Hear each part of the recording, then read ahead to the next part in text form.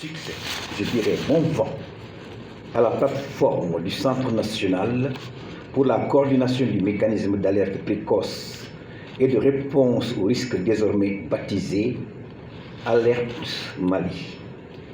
Qu'Allah bénisse la patrie. Cérémonie de lancement officiel d'une plateforme d'alerte précoce du Centre national d'alerte précoce dénommée Alerte Mali, soit Tabale Kounkan, a eu lieu ce vendredi 5 août 2022 à Bamako. Financé par le gouvernement canadien, le projet s'appelle le Tabale Kounkan. Le plan de présentation que je vous propose, c'est seulement en 4 points essentiels.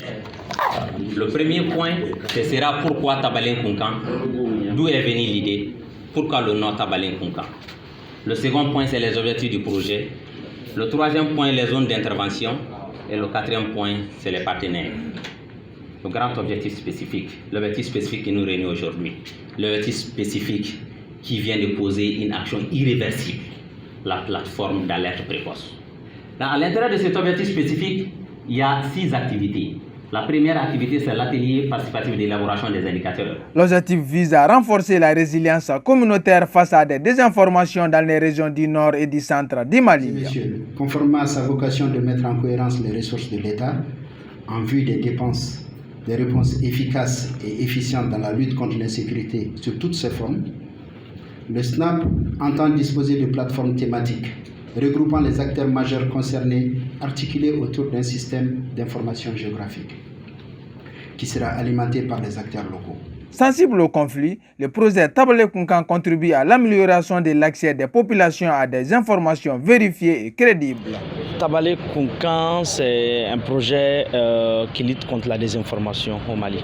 Donc vous savez que le Mali, d'ailleurs tout le Sahel aujourd'hui est confronté à ces problèmes de désinformation.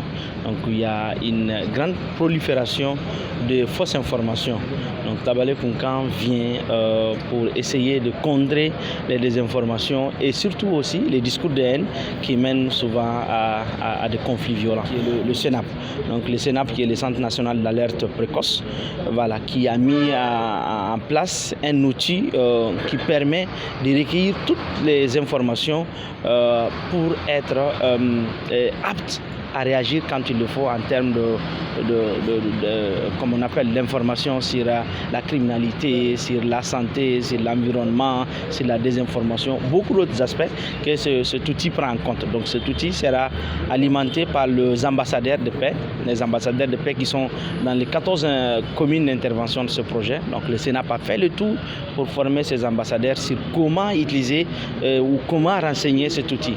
Le projet a vu le jour en 2021, en janvier 2021. Il finit déjà en décembre 2022 pour sa première phase.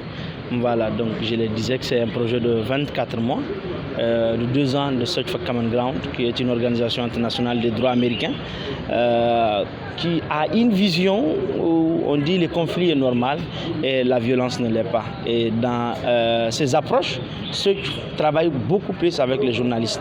Donc il y a une approche communautaire et une approche média. Donc c'est cette approche média qui fait qu'on travaille avec le journaliste. Donc dans le même cadre du projet Tabale Kounkan, beaucoup de journalistes ont été formés, moins de 100.